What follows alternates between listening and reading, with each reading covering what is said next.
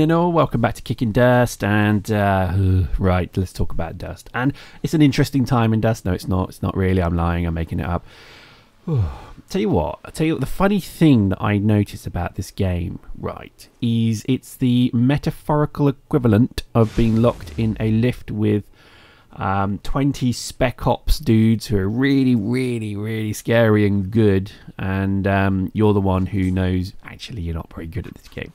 That would be me. I think I'm not bad at this game, but I think, you know, I don't play it enough to be like super good. Although this round is probably a bad example because I don't die in this round at all, and when you see the final scores, and you should check out the final scores, you will probably think woo wah wee wah, that was a crazy round. Anyway, it's getting to the point where I think it's very difficult to get a good game in this anymore. I think some of the matchmaking changes that are coming or have come, I don't actually, do you know what, I don't know. Matchmaking changed recently, and I would say probably about a month ago, maybe 2 months ago. No, probably less, maybe about a month ago. Everything seemed to get a little bit better because I must admit the matches were a lot more fun. And everything seemed to work, and I don't know if that's true or not, but it did feel as if the rounds were better. I noticed this, and let me just give some theory here, because or examples. Examples of rigor is when we ran a gang of 4 and I was gang lead, we got better rounds and better opposition, as in fairer, than what we did when Stefan was gang lead and we had 5 or 6 in the gang. Okay, so there's obviously some form of calculation that's being run that then compares you with like your ilk.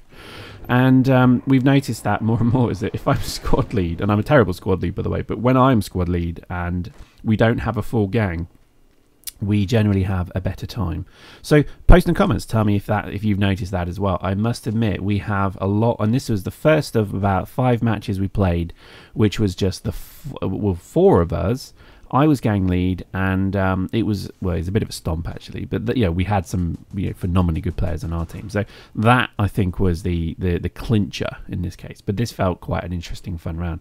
After this one, we played, I think it was 5 rounds with the same 3 teams of 6, and these are 3 teams of 6 who were the best players in the game. Let's be frank about it. And it was a difficult round to get much from. But this is the thing. I don't know. I can't really describe what the issues perhaps are with matchmaking. I don't know. It sometimes does feel as if there's issues. But there we go. So yeah, I mean, I know that they've been making quite a lot of posts about how matchmaking is going to be fixed, changed, whatever you want to call it. So let's see where that goes. It would be an interesting thing to see because, I think it's fair to say there's still a population playing this game. I mean, when you log on to eveoffline.net, it's pretty evident that, at peak you get about, 2,500, 3,000 people playing this game still. I mean, that's pretty good. You've got to remember that. That's not too shabby, considering, and again you have to compare this. I think something like 20,000 people play Space Engineers, which is a much bigger game, I guess.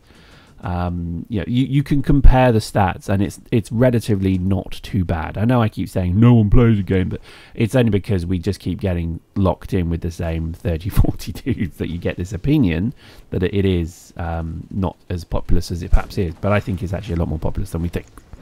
So, anyway, on to more interesting things. One of the things that's been interesting, and I must have completely tuned out and missed this one, but apparently Retati confirmed that drones are in testing, etc.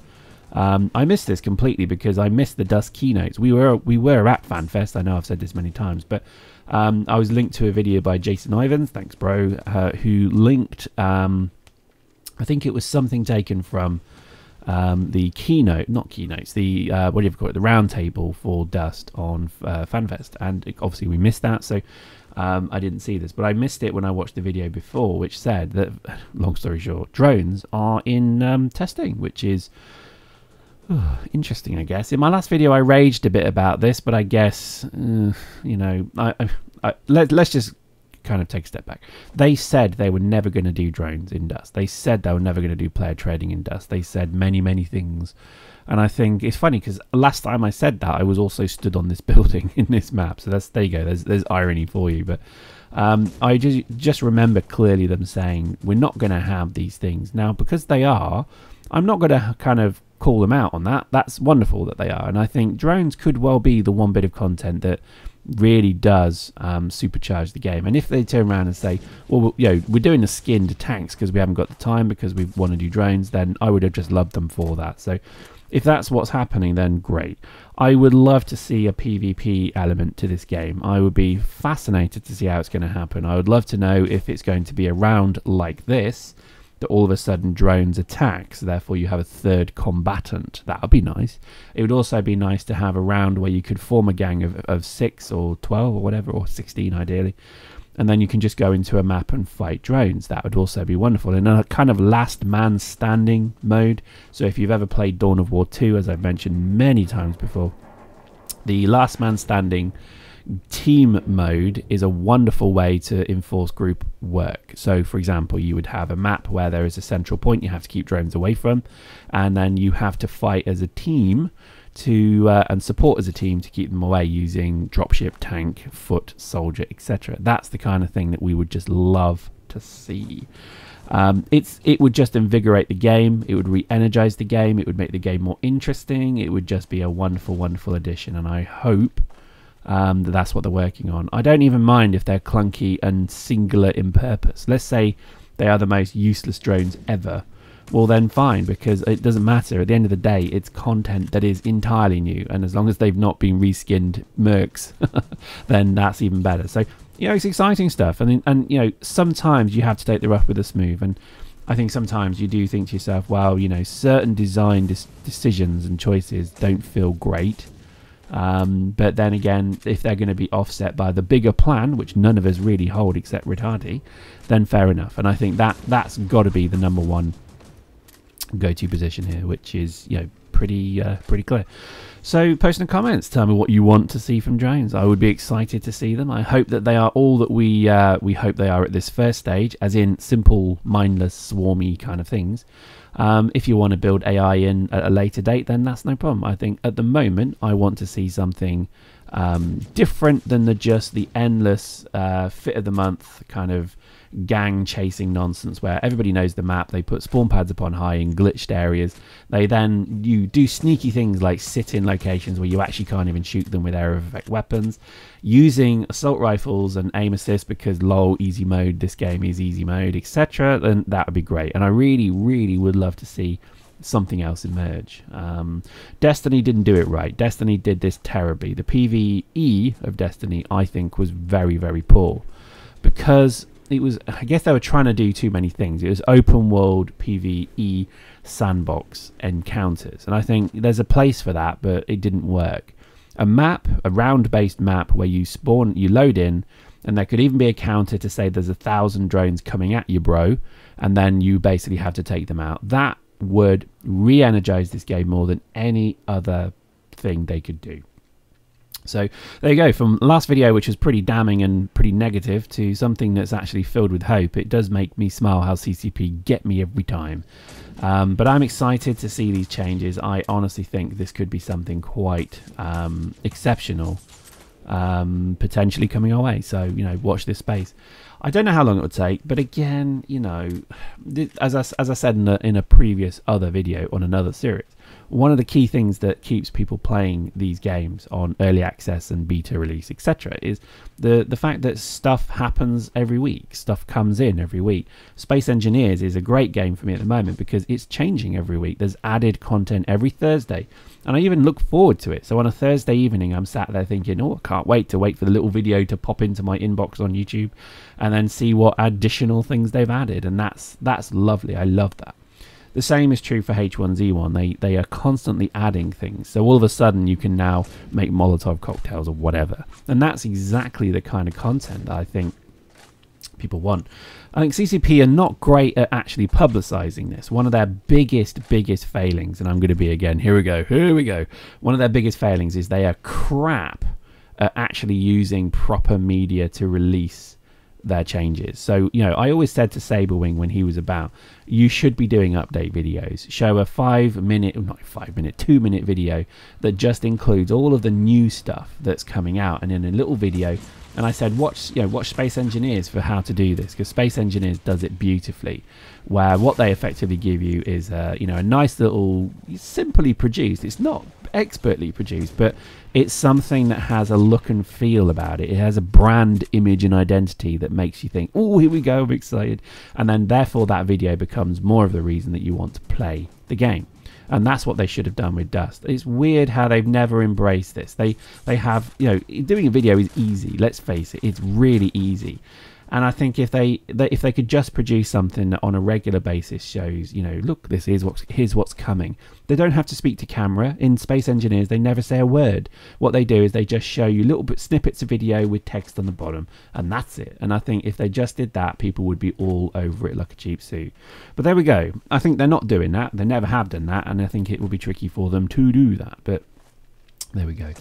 I'm excited just generally about, you know, the potential that this game could at once finally become more than its kind of some of its parts. I've got to admit, you know, as critical as I am very, very celebratory of the fact that this game has been evolving so fast and so well underneath Ritati and Frame and others and Logibro and team. You know, I've got to admit, you know, for a longest of time when they had a big team doing this, I didn't really feel they were going anywhere with it. Now with things like player trading and even those tanks, yes, they're reskinned and that pisses me off, but it still is something, you know, coming in. I'm quite impressed with that, and I know I'm never going to win their Person of the Year award, but the reality is that they are doing stuff. I was about to say they're doing good stuff, because that's not always the case. You never know, some stuff won't be good, but I think they really do want to try to make this work, and I think they are doing okay at it. There you go. I'm not a complete douche. Does it make us want to play the game more? No, I would say not. I think this is the problem. I think still a lot of people who play this game are people who don't play other games. This is it. This is all you do. So when you log in, you play this game. So, you know, you don't go and play other games. You don't go and do other kind of, you know, platforms, etc. This is what you play, and that's fine. That's a hardcore player, which you do want, but you're never going to get basically the group that is more casual. You're never going to get a migratory group of people like this game once had. And I think even when this game released, it peaked at 9k players. It never really did better than that, which shows you there has never really been a migratory group of players. And I can kind of give you an idea on that, because funny enough, this is the industry I'm in, weirdly enough, in a different way, is if you don't market and if you don't produce content that really sells what you do, and no, I'm not in marketing, but if you actually just never get your name and brand out there, you'll never go anywhere. And that's the real reality of what I think is happened with Dust, is that they've had a very tight marketing budget. They've had a very questionable marketing approach to Dust, and you know, just having it on the splash screen of the PlayStation Store was never enough. Just having, you know, a few videos made that show, you know, something wasn't really enough. It needed something much bigger than that, and I think, you know, they missed out. And this shows you maybe the kind of, again, it sounds trolly, but it does show you how old-fashioned CCP are, which is unbelievable to say that, but it's true. They are actually quite old-fashioned in the way that they reckoned getting a brand image out there would work. And I think you could potentially place this at the door of the marketing, the CMO, who I would question maybe didn't really get what he was doing. That's a nice way of saying it, but I just never really got the impression he understood game marketing campaigns. Personally, I just don't think he did.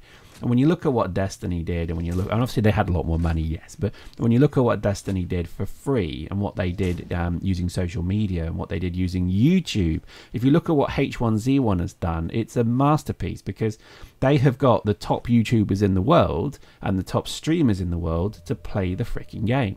And they gave them their own server, their own everything. And they just basically said, go sell our game for us. And H1Z1 has a million players now. 1 million players. Just imagine that. Imagine if you had 1 million players of Dust, and you have to pay for H1Z1. You don't have to pay for Dust. And I would say the gun game in Dust is probably a bit better than H1Z1, if I'm honest. But I just think that's a missed trick. And I don't know if it's ever going to be recovered, because I just don't get the impression CCP, A, have the funds, or B, have the drive to bother marketing this game ever again. I suspect it would need to be rebranded for that to happen. There we go. Look at those scores. Hope you enjoyed that. See you next time.